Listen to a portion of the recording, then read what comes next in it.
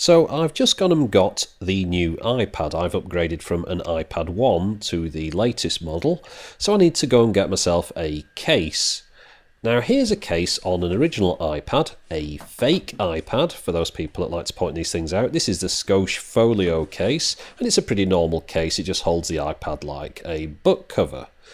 From that iPad case on my iPad 1, I ended up using this, the Joby Gorilla Mobile Ori.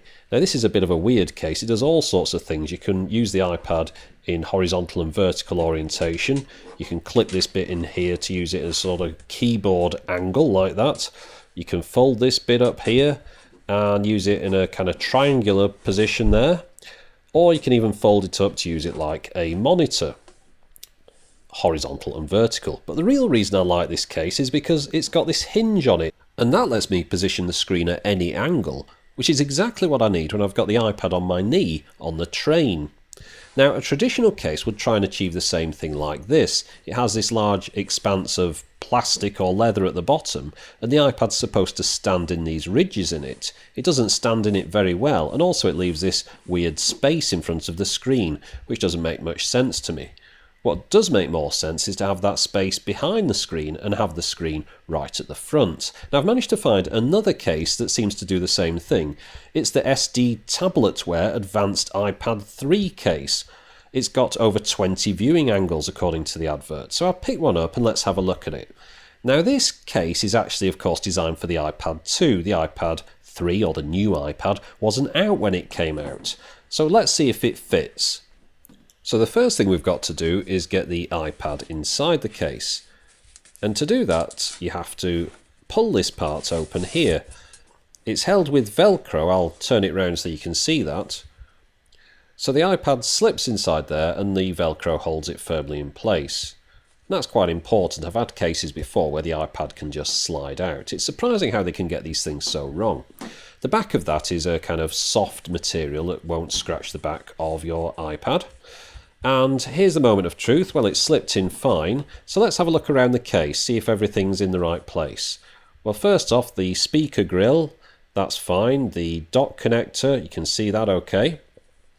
Round to the top here, the headphone socket's exposed as it should be, and in the middle there you might just better see the microphone, which has got a nice cutout there for it. There's the power switch, which can be reached. It's a bit of a tight fit. The camera, of course, poking through there. The volume controls and the slider switch. So everything's present and correct. It's got this magnetic catch on it which opens and closes of course, and we'll just open the case and have a look how it all fits inside. So at the bottom there, that's the home button, and there's the camera cutout at the top there. Now I don't like this thing very much, this magnetic catch. It seems to stick out. Well, it does stick out, it doesn't just seem to. But anyway, we'll show you this 20 position thingamajig. It's got a little piece of ribbon on it to stop it going too far. I'll explain why that is in a second. But you just pop it into these little notches here.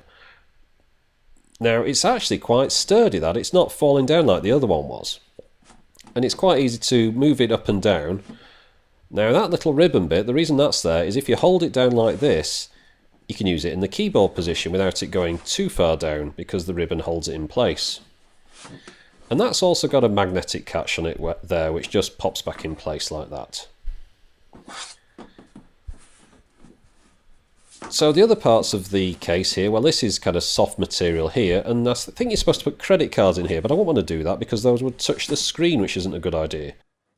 The front cover's nice and rigid, so I think it would protect the screen quite well. But we're just left with this catch here, which I think you could flip round and stick into that magnetic catch there while it was open, but as you can see it's a little bit fiddly. So that's the only bit about it that I don't really like, the magnetic catch. But other than that, I think it's a very good case. Now this case cost me approximately £20 from mobilefun.co.uk, and I don't think that's bad at all. But I'm still on the lookout for the perfect case, and if I find it I'll be sure to let you know. But for the moment, thanks for watching.